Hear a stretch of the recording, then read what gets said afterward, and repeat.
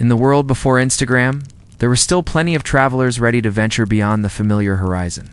The traveler, like any journey, packs provisions for the road ahead.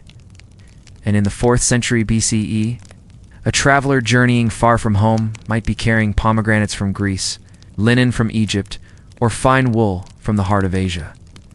The traveler is a merchant named Aristarchus, a Macedonian Greek with dreams bigger than his homeland and merchandise to match. He has traveled across the Aegean, down the Nile, and now he stands poised on the edge of the desert wind, ready to brave the sands and cross into the fabled East. There is a new king in Macedon, and ambition crackles around him like a live wire. They call him Alexander. Alexander III, but everyone knows he will become Alexander the Great. He is different from other kings. He's hungrier, sharper, and with dreams that stretch all the way to the ends of the earth. While other kings watch their lands from high-towered palaces, he plans to take his rule to the people. And Alexander needs men like Aristarchus, with eyes for opportunity and goods to trade in places no Macedonian has ever seen. This journey will take years, but when Aristarchus returns to Pella, laden with riches from the Orient, the kingdom of Macedon will never be the same.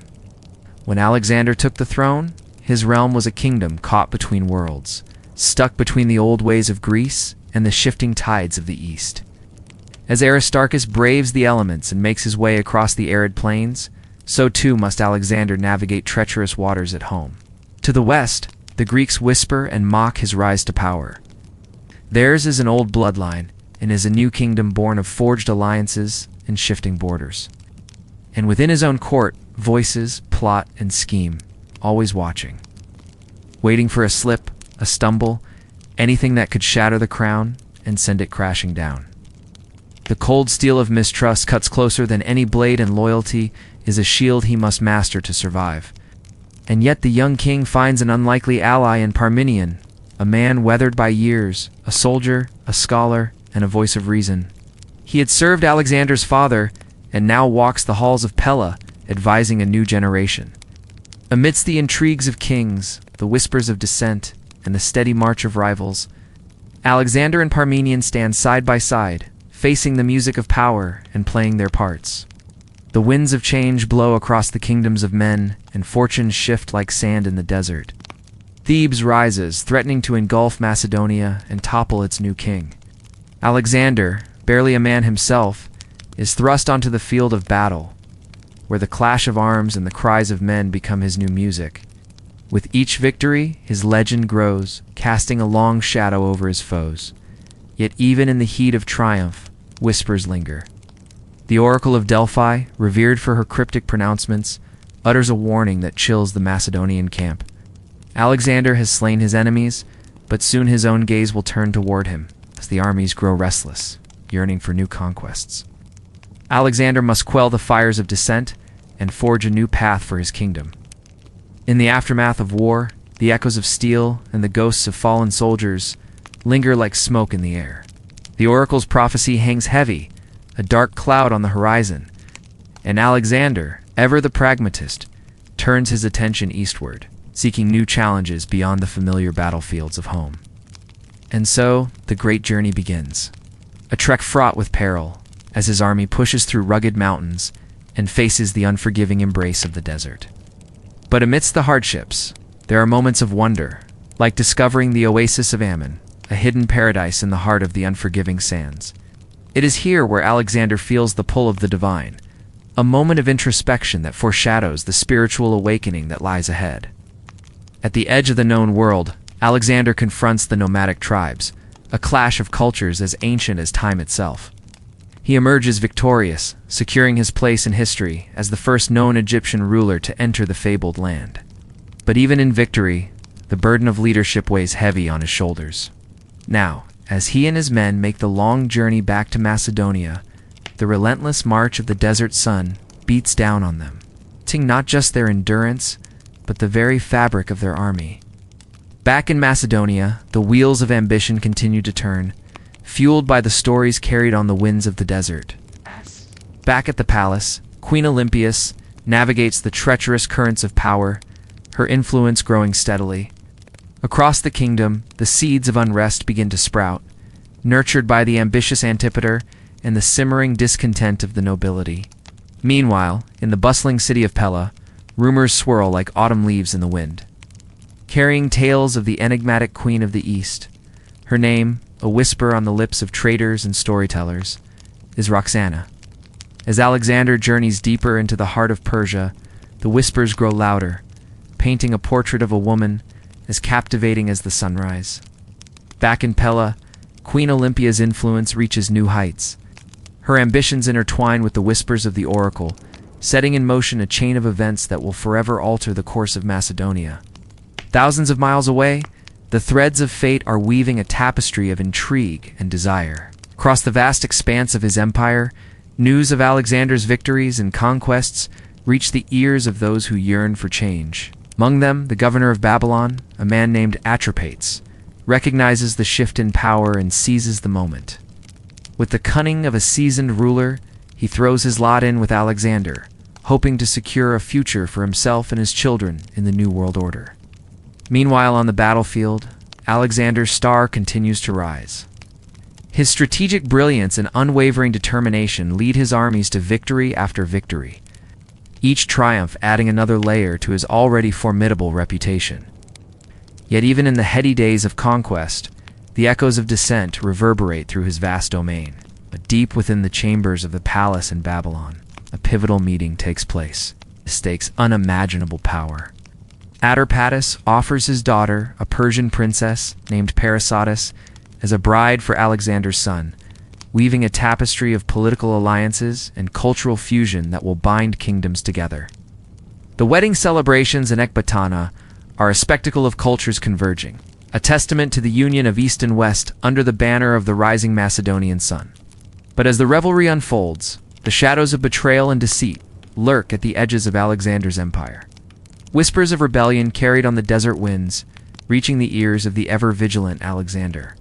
The seeds of doubt sown by his mother, Olympias, against the loyal Parmenion, threaten to unravel the very fabric of his trust. Across the sprawling empire, the echoes of discontent grow louder.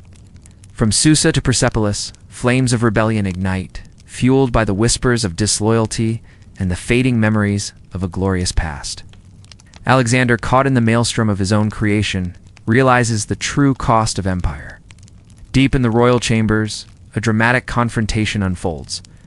Alexander, driven by suspicion and clouded judgment, confronts Parmenion, only to uncover a web of deceit spun by the manipulative Olympias.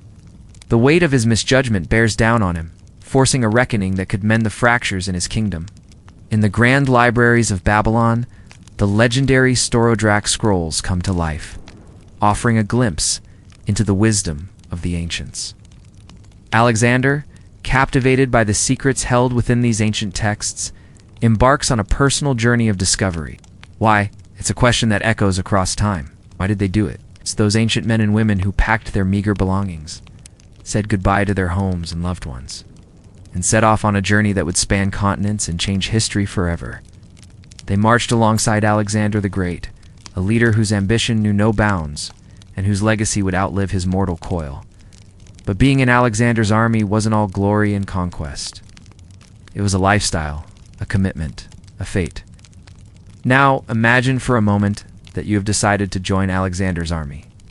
Perhaps you were drawn by the promise of adventure, the lure of faraway lands, or maybe you were simply swept up in the tide of Alexander's unstoppable momentum. Either way, you find yourself part of a vast, diverse group of soldiers, each with their own story, their own reasons for joining this grand enterprise.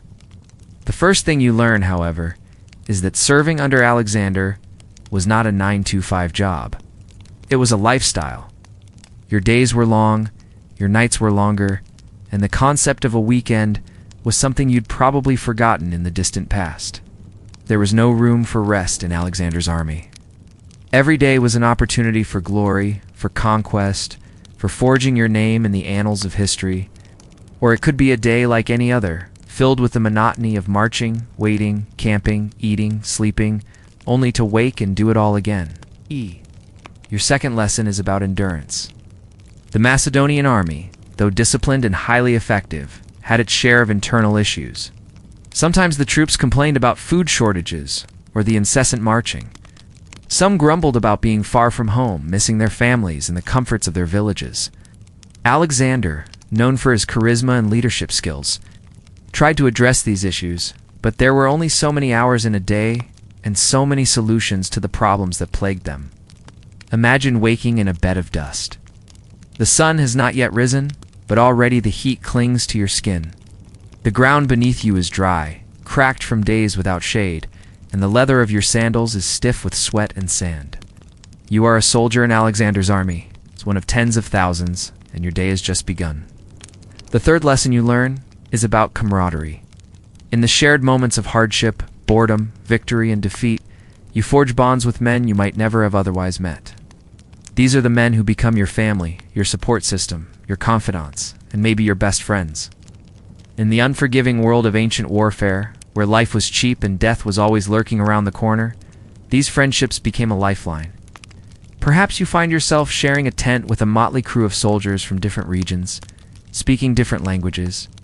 There's a grizzled veteran from Thrace, a young recruit from Persia, and a thoughtful strategist from Macedonia. Despite the language barriers and cultural differences, you form a bond over the simple act of sharing stories around a small fire, swapping tales of home and dreams of glory. You learn to adapt to ever-changing circumstances. Whether it's the scorching heat of the deserts, the biting cold of the mountains, or the thick mud of the battlefields, you learn to make the best of whatever nature throws at you. Sometimes it meant improvising shelter in the middle of a rainstorm, making do with whatever materials you had at hand. Other times it meant enduring the relentless glare of the sun, seeking shade under whatever meager shelter you could find. As you follow Alexander's army deeper into uncharted territories, you encounter people, cultures, and customs that are vastly different from your own. This exposure broadens your perspective, challenging your beliefs, and forcing you to confront your own biases and prejudices. Suddenly, the world seems much bigger than you thought, and your place in it much smaller. Food is not just sustenance, it's a morale booster, and the army makes sure to keep this in mind. While supplies might be limited and the rations might be meager, special efforts are made to ensure that the soldiers get a hot meal at least once a day. It's a chance to unwind, share stories, and recharge for the next leg of the journey. Imagine sitting around a small fire, the flames dancing in the twilight as you dig into a bowl of stew. The warmth of the food spreading through your body and the taste of spices awakening your senses. Life in Alexander's army was not just about hardship and danger. It was also about discovery, about pushing your limits and discovering what you're truly capable of. It was about forming bonds that defied cultural boundaries, forged in the fires of shared adversity. It was about the thrill of exploration, the wonder of seeing places and meeting people unlike any you'd ever known. Most of all, it was about being part of something bigger than yourself. Part of an army that was not just conquering land, but conquering hearts and minds. You'll learn about sacrifice. Life as a soldier is not all battles and bloodshed. There's a lot of downtime, too.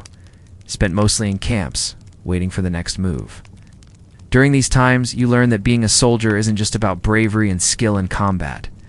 It's also about patience and sacrifice. It's about sacrificing your comfort, your ease, and sometimes even your dreams for the greater good of the army, for the glory of the kingdom. You witness acts of selflessness. You see fellow soldiers giving up their rations to ensure that the new recruits get their share, or staying awake to guard their comrades' tents while they sleep. You watch officers putting themselves in harm's way to protect their men, and common soldiers supporting each other through the tough times. These acts of selflessness become a guiding light in the darkness, a reminder of the humanity that binds you all together. Alexander's army wasn't just a fighting force, it was a melting pot of cultures. You rubbed shoulders with men from Macedonia, Persia, Egypt, India, and many more regions. You learned about their customs, their languages, and their gods. And in turn, you shared aspects of your own culture, creating a beautiful tapestry of human interaction that continues to fascinate historians today. And you learn the true meaning of courage. What is courage? Is it the absence of fear or the triumph of will over fear? You come to understand that courage is not a trait, but a choice that every soldier makes every day. It's the choice to face the uncertainty of the next battle, to stand firm when fear would have you run, and to keep going when exhaustion threatens to overwhelm you. You see courage in the eyes of your comrades, in the resolute set of their jaws, the steadiness of their hands gripping their weapons. You carry within you the spirit of those who came before you, and in doing so, you become a part of a lineage of courage that stretches back to the dawn of humanity. But why did they do it? Why did ordinary men and women, sons and daughters of their time, leave the familiarity of their homes and step into the unknown? What drove them to join Alexander's army and become for a while part of his legendary tale? The answer, like most things in life, is complex, multifaceted, and deeply human. Some joined for the promise of adventure, to escape the humdrum of daily life in search of the thrill of the unknown. Others came for the promise of glory, to be part of a winning team, to bask in the reflected light of Alexander's genius. Still, others were driven by a sense of duty, bound by loyalty to their king, or compelled by a sense of service to their god or country. Whatever the motivation, each person brought with them a unique set of skills, experiences, and perspectives that contributed to the rich, vibrant tapestry of Alexander's army. They were farmers and artisans, merchants and philosophers, lovers and dreamers.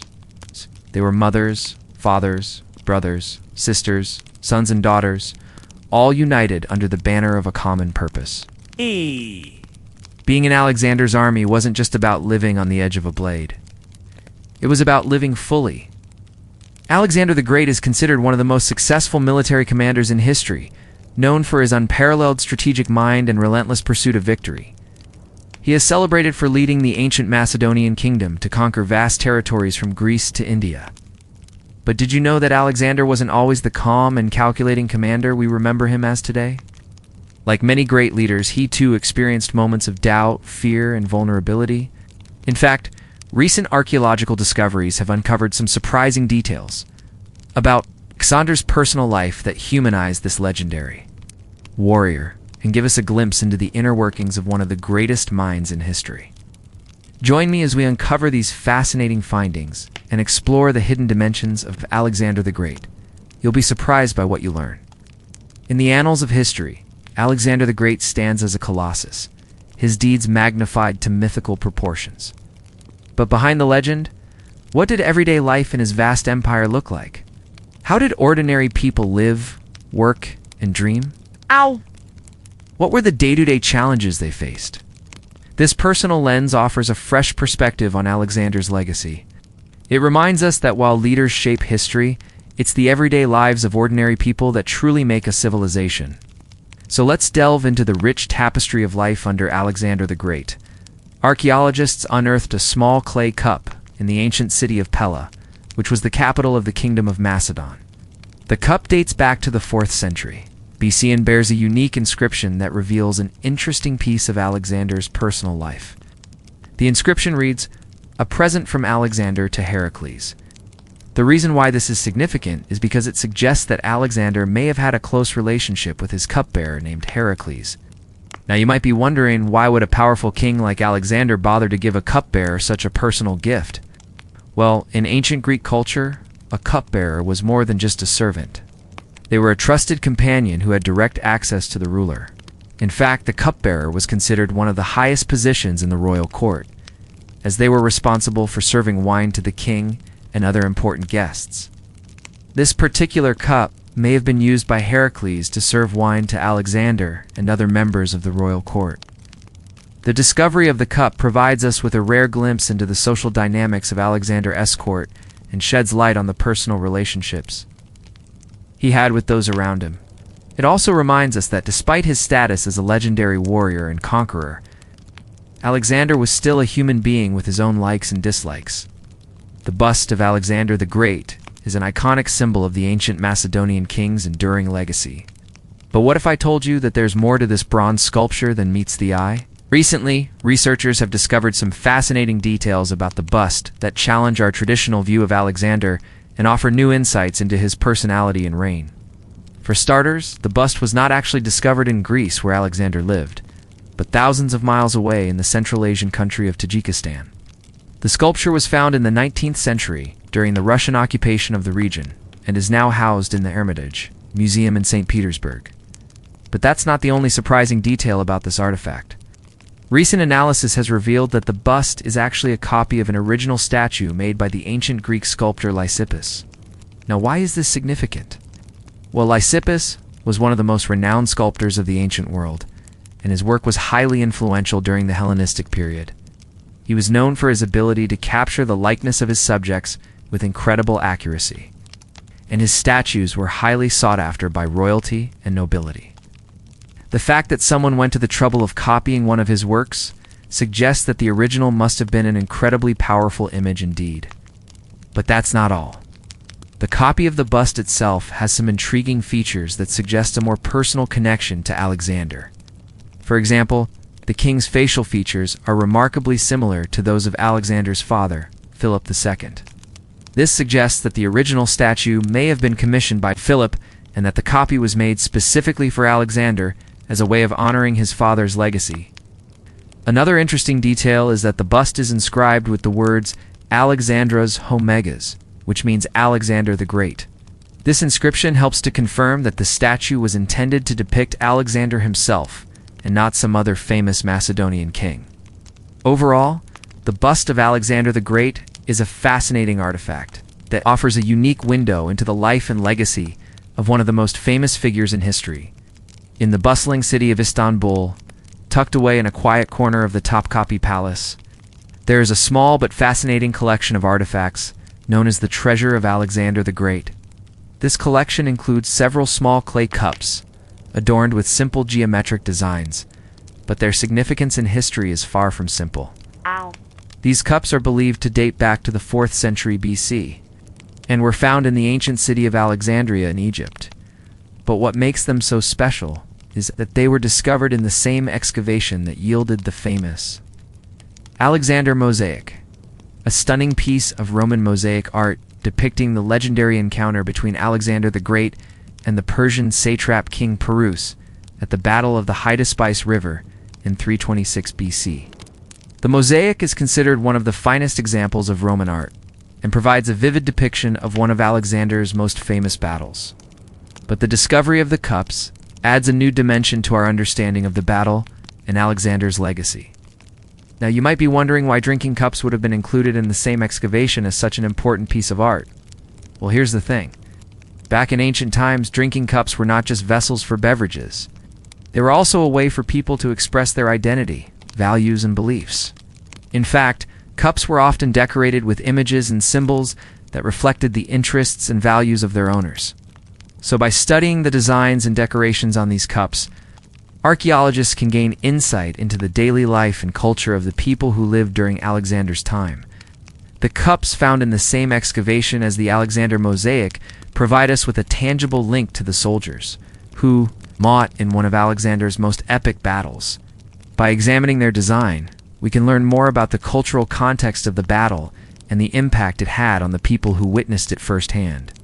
While Alexander the Great is celebrated for his military prowess, relatively little is known about his personal life and relationships. One of the most enduring mysteries surrounding Alexander is the identity of his favorite horse. We know from historical accounts that Alexander had several famous horses, including Bucephalus, the magnificent black stallion that he rode into battle.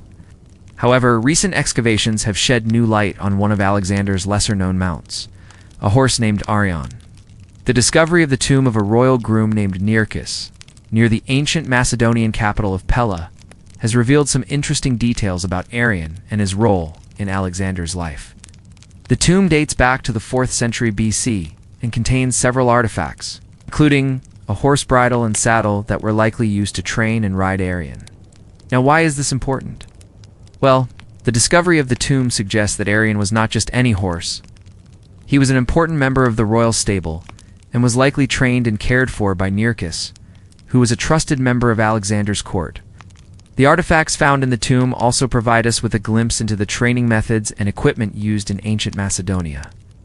Alexander was known for his love of horses, and the discovery of this tomb suggests that he had a deep appreciation for the importance of proper training and equipment. Overall, the discovery of the tomb of Nearchus and his horse, Arion, has helped to fill in some of the gaps in our knowledge about Alexander the Great's personal life and his love of horses. While Alexander's legacy as a military commander and conqueror continues to be debated by historians, his passion for these noble animals remains a timeless and universal aspect of his character. And there you have it, folks. Alexander the Great, the legendary conqueror who changed the course of history. But history is not just about battles and conquests. It's about the everyday lives of ordinary people. Ancient Greece bequeathed to us a treasury of epic tales, enduring philosophies, and a pantheon of gods and heroes. And among these, few names echo with the might and mystery of Alexander the Great. When we speak of Alexander, we paint a portrait with words like ambition, ruthlessness, brilliance, and tragedy. In less than a decade, he went from a brilliant student of Aristotle to conquering the Persian Empire and establishing a vast domain stretching from Greece to India. His empire was the cradle of cultural exchange, a fusion of Greek and Eastern traditions. Cities like Alexandria, Antioch, and Persepolis became hubs where merchants, scholars, and adventurers from diverse lands came together. Libraries filled with scrolls and books amassed knowledge from distant civilizations, while trade routes humming with activity carried goods and ideas across the known world. Royal courts became melting pots of cultures, with rulers like Ptolemy II of Egypt collecting not just land and gold, but poets, scientists, and geographers from across the known world. But like all great empires, Alexander's didn't last forever. After his untimely death in Babylon in 323 BCE, his empire fractured. Successors fought over his inheritance and divided his lands, but they couldn't sever the ties of culture and connection he had forged. The eastern part of his empire continued to thrive, but as centuries passed, the memory of Alexander faded into legend. Still, his influence lingered. Rulers across the east claimed descent from him. Cities remained centers of commerce and learning. In the halls of power, courtiers debated the virtues of kingship, invoking Alexander's name alongside those of Cyrus the Great and other paragons of imperial rule. But with the fall of the last Macedonian dynasty in Egypt in 30 BCE, it seemed as if the last vestiges of Alexander's empire had vanished. Greece and Rome overshadowed his legacy, and as Christianity spread, tales of Alexander became part of folklore, distorted by myth and memory. Yet in recent centuries, interest in Alexander has flared anew. Historians reappraised his life and times, seeking to separate fact from fiction. And as archaeology unearthed lost cities and artifacts, the world of Alexander shimmered back into view. We discovered how Alexander's empire sparked the Hellenistic Age, a fusion of Greek and Eastern cultures. We marveled at the vibrant cities he founded, each a testament to the fusion of cultures along his empire's arteries. And we grappled with the enigma of the man himself, the brilliant, the ruthless, the tragic, the nearly mythical Alexander the Great. For instance, Alexander's empire wasn't just about conquest. It catalyzed an exchange of ideas that profoundly shaped the ancient world. Greek philosophy found fertile ground in the East, while Indian and Persian thought made inroads into Greece. The fusion of cultures wasn't just intellectual, it was artistic too. Sculptures like the Winged Victory of Samothrace blended Greek precision with Eastern exoticism. And cities like Antioch became centers of this fusion, where the familiar morphed into something wondrously new. Alexander's vision extended beyond war. He understood the strategic value of trade. Cities along his empire's routes flourished, becoming hubs of commerce and culture. Alexandria, founded on Egypt's Mediterranean coast, epitomized this. The city, planned with urban sophistication, boasted the famed lighthouse, one of the ancient world's marvels, and the Pharos Library, a beacon of scholarship that rivaled the groves of ancient Athens. The story of Alexander isn't just about empire. It's about cultural transformation. His empire wasn't just an aggregation of disparate lands.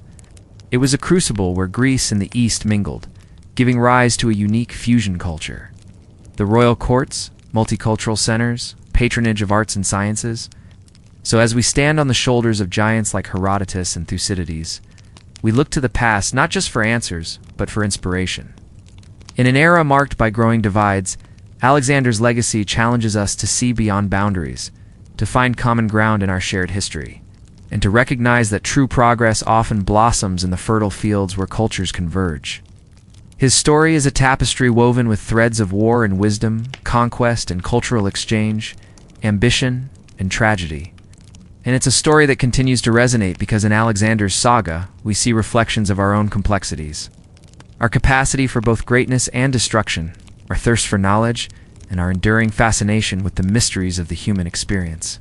And now I want to turn to you, our viewers, to explore a question that has echoed through the ages: where is Alexander the Great buried? As we conclude our exploration of Alexander the Great's enduring legacy, let's delve into a mystery that has captivated historians and adventurers alike: the disappearance of Alexander's tomb. If you've watched our previous episodes, you know we enjoy unearthing the hidden stories behind iconic places. So let us embark on a journey back in time to uncover the secrets surrounding one of the most legendary rulers of antiquity. After his untimely demise in Babylon in 323 BCE, Alexander's mortal remains embarked on a journey of their own. Preserved in honey and carried in a funeral procession that more resembled a royal parade, according to historical accounts, his body was initially taken to Memphis, where it rested for several months before being moved to Alexandria. The choice of these locations was no accident. Both cities were pivotal in the story of Alexander's empire, reflecting his deep connection to Egypt. In Alexandria, where his tomb ultimately arrived, it was believed that he wished to be laid to rest. One can almost hear the whisper of his ambition echoing through time as he envisioned a burial place worthy of a king who had conquered vast empires and bridged cultures. However, as the centuries rolled on, the grandeur of Alexander's tomb, like much of his empire, began to fade from memory.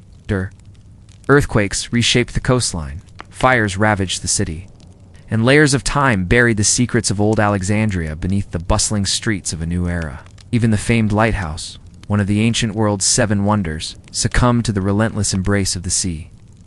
As the Roman Empire rose and fell, the memory of Alexander's final resting place grew hazy, shrouded in the mists of time and conflicting accounts. Amidst this historical haze, numerous theories have sprung up over the centuries, each adding another layer to the enduring enigma of Alexander's tomb.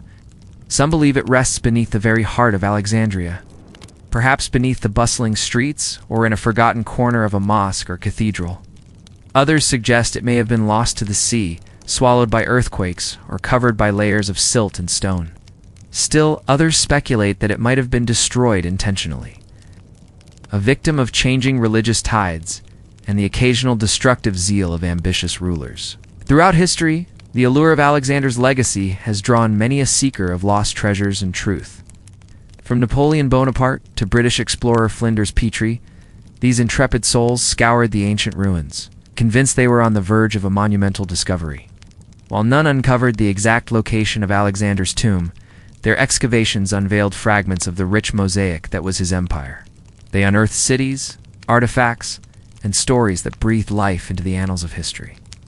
As we stand on the threshold of the 21st century, the mystery of Alexander's final resting place continues to captivate. With modern technology at our disposal, archaeologists are poised to unravel the secrets of the past like never before. Yet despite the passage of time and our scientific advancements, the exact whereabouts of Alexander's tomb remain a tantalizing enigma. In the heart of Alexandria, where the legacy of the great king still lingers, the search goes on. Every archaeological find, every inscription, and every historical account brings us closer to understanding the man and the empire that time forgot.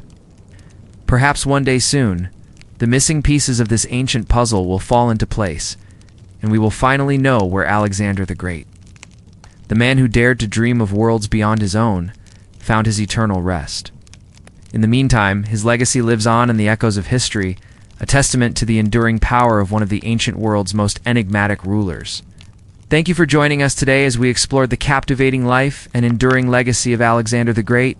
We've journeyed through his rise to power, his military campaigns, and the lasting impact he had on the course of history, and we've delved into the enduring mystery of his final resting place. A mystery that continues to captivate the minds of historians and adventurers alike.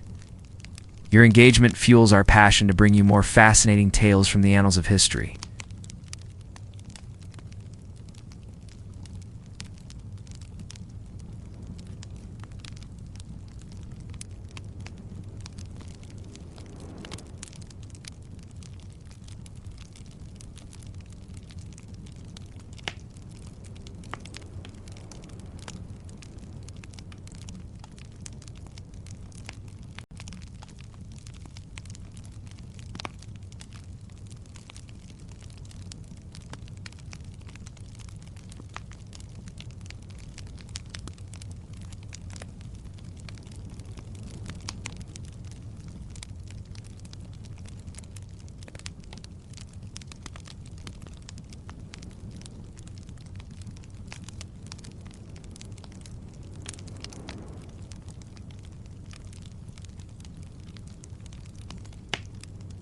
Alexander the Great's legacy is as large as life itself.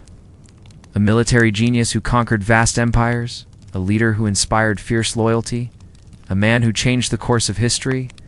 But what was everyday life really like in Alexander's royal court? This is our show. And today we are transported to the heart of one of history's most iconic courts. Join me on this journey back in time as we bring you the sights, sounds, and stories of Alexander's royal court. When the sun rose over the horizon, it was not just the army that stirred. Alexander's court, a microcosm of the world he had conquered, awoke. This wasn't a court that stayed put. Oh no. This court traveled, setting up camp wherever Alexander's eagle standard landed. From the plains of Greece to the banks of the Nile, they adapted, absorbed, and evolved.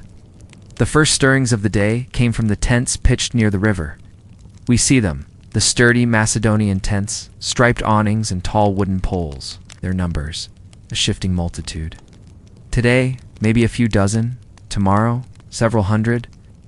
Within these tents, men of all kinds, soldiers, scribes, servants, diplomats, priests, and advisors.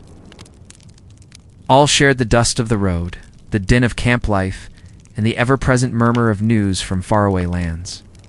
As the court prepared for the day, the air filled with the sounds of activity. Runners dashed between tents, delivering messages and supplies. Soldiers drilled outside the camp walls, their shouts echoing in the morning air. Scribes sharpened their quills and dipped them in ink, their brows furrowed in concentration. The scent of wood smoke mingled with the aroma of roasting meat, carried on the breeze from the kitchens. It was a symphony of movement and sound, all orchestrated by a silent conductor, the rhythm of the road. News arrived daily, carried on the backs of weary runners, tucked under the folds of traveling cloaks, or delivered by couriers on horseback. Some bore official seals, others were sealed with the sender's ring. Each piece of news was a potential disruption, a twist in the path of the road, a change in plans. Inside the main tent, where Alexander slept, sunlight streamed through the open front, bathing the tent floor in warm light. The king awoke, stretched, and sat up. His face, a mix of features, Greek and Persian, youthful and world-weary. Beside him, a pile of dispatches, some from loyal generals, others from discontented satraps. News of rebellions, trade agreements, assassinations, births, deaths, marriages, life and death, glory and despair, all contained within those scrolls. Alexander read, his brow furrowing, a finger tracing the lines of the papyrus. Decisions, big and small, had to be made. Every decision rippled through the kingdom, affecting lives, fortunes, cities. Alexander, the ultimate arbiter, weighed the news, considering its impact on the vast canvas of his empire. With the day's news digested, Alexander rose. Ritual washed over him, a blend of Macedonian and Persian customs. First, the traditional Macedonian oil massage, the skin being worked, pummeled, and scraped. Then, the Persian custom of perfuming the body with oils, the fragrance mingling with the scent of leather and horse. Dressed in regal robes, a fusion of Greek and Persian styles, Alexander stood ready to face the day. Gold and purple against the backdrop of a tent, a fleeting glimpse of regal splendor amidst the dust of the road. Outside, the court bustled. Officials waited, some for audiences with the king, others to deliver messages. Merchants sought favors, diplomats, bargains. Alexander received them all, each interaction a calculated performance. Slight bow, a carefully worded request, a listening ear. Every gesture, every word was a piece in the intricate dance of courtly life. As Alexander moved through the labyrinth of tents, people parted, their eyes following his every move.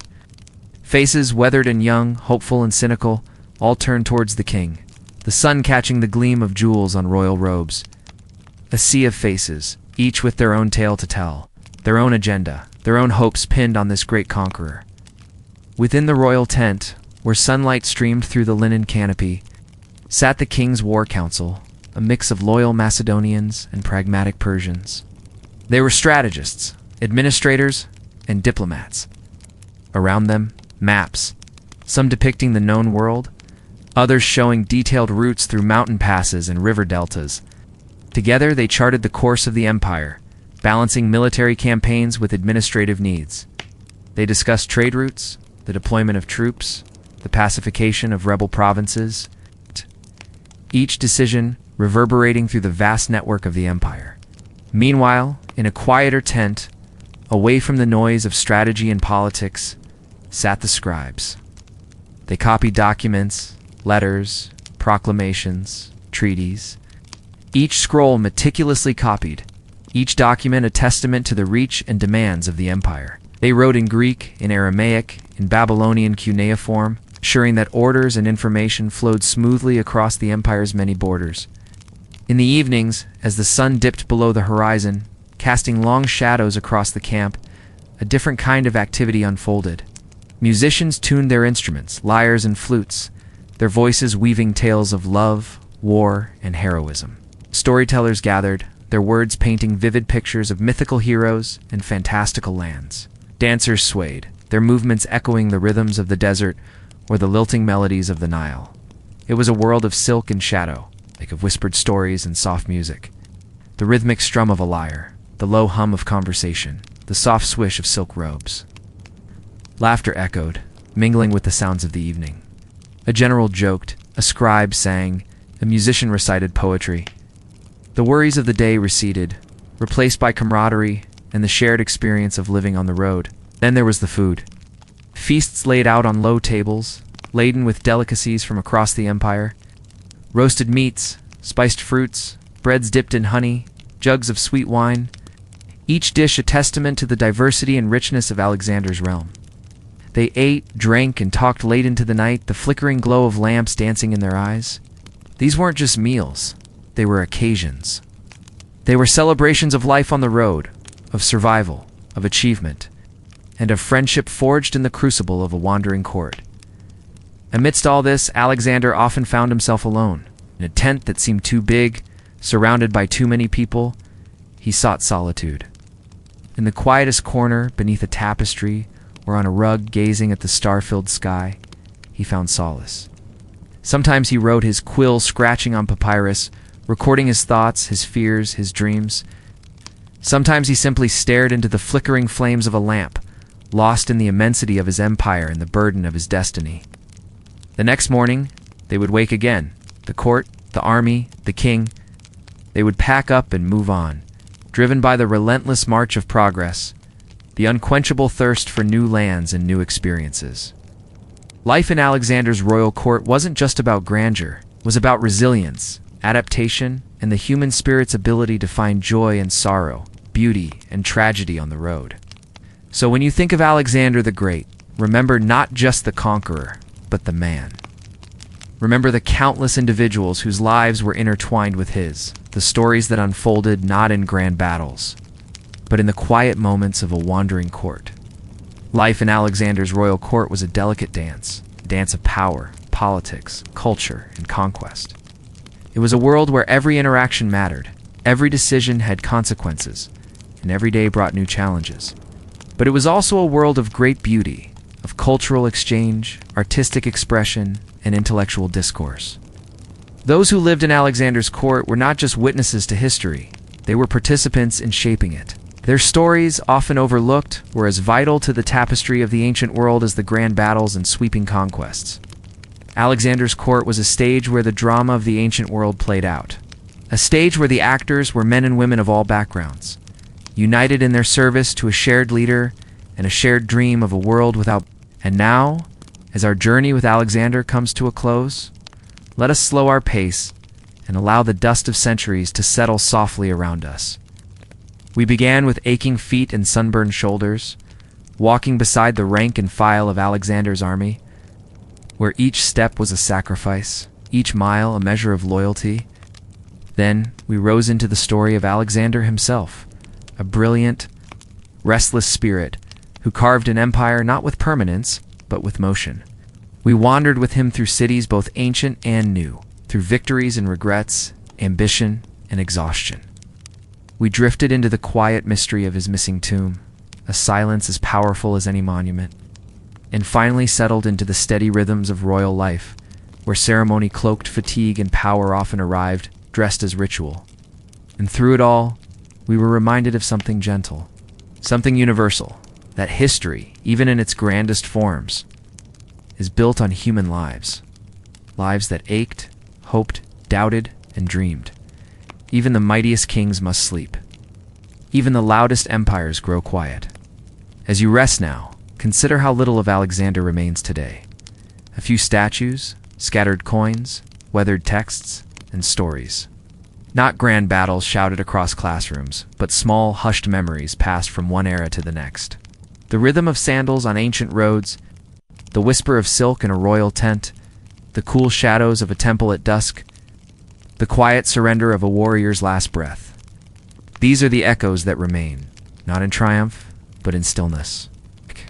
So now, dear listener, let the weight of history ease from your shoulders.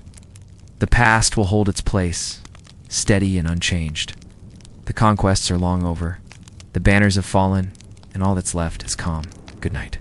A decade ago, a friend and I stood beneath a withered fig tree on the slopes of a hill. Below us, the ancient city of Petra sprawled like a half-remembered dream. Above us, the relentless sun beat down, turning the air itself to shimmering heat haze. Ice. And in that moment, something struck me so profoundly that it stayed with me for years. Alexander the Great never saw this view. Yet somehow I felt his presence there with me, as though the spirit of the man himself might linger in these very stones. Why? Because what I was witnessing wasn't just the ruins of a city. It was the legacy of a conqueror who once breathed life into these lifeless walls. But more than that, it was the quiet aftermath of a vanished way of life. In my mind's eye, I could see Alexander's army winding its way through the Sick, that narrow gorge leading to Petra's treasury. Heard the murmur of soldiers and elephants, the clash of steel on steel, the calls of vendors hawking their wares. I imagined the gasp of awe as they first laid eyes on the treasury, that monumental facade carved into the sheer rock face. And then I pictured it all being swept away by the relentless tide of time. Kingdoms rise and fall like waves on a restless sea. But what remains on the shore? Memories in stone? What does Alexander the Great leave behind? Not armies thundering across continents, not battles echoing with the clash of arms. Those moments burned bright, but faded faster than a desert sunset. No, he leaves us echoes, echoes that linger in the hushed chambers of a forgotten tomb, in the worn pages of ancient texts, and in the very stones that mark his lost empire. Echoes like this fig tree, bearing silent witness to a glory that was here and then it was gone. Like a pharaoh in the sands, an emperor swallowed by the earth. All that's left is the whisper of his name on the wind. Alexander, Alexander, Alexander. It's a simple sound, isn't it? Yet it carries within it the weight of countless tales. How many lives touched by this one man? How many destinies shaped by his ambitions, his rivalries, his loves, his losses? Each person a universe unto themselves, complete with hopes and dreams, fears and frustrations, joys and sorrows. And here we are, threading our way through the tapestry of his reign, trying to piece together the man behind the legend. Trying to understand a soul that burned so brightly, it left an indelible mark on the very fabric of history. But Alexander, the man, the flawed, brilliant, agonized man, where did he go? Where is the echo of his laughter, the trace of his tears, the imprint of his heart, adorned countless coins, whose image was seared into the minds of his subjects? We know disturbingly little about the intimate details of his existence. Our sources, often written by those who sought to advance their own agendas, paint a vivid picture of the monarch, yet leave much of the man shrouded in mystery. They tell us of his strategic brilliance, his insatiable curiosity, his fierce determination. But what about his quiet moments? Did he ever sit alone, lost in thought? Did he share jokes with his comrades, whispering stories that would become legend? Did he find solace in the arms of loved ones? Or did the weight of his crown smother such simple joys? In the grand narrative of his conquests, it's easy to lose sight of these details. These threads that make up the fabric of a human life, yet understanding them is crucial if we truly grasp the man who changed the course of history. Alexander wasn't just a conqueror. He was a son, a lover, a friend, a man grappling with the burden of greatness.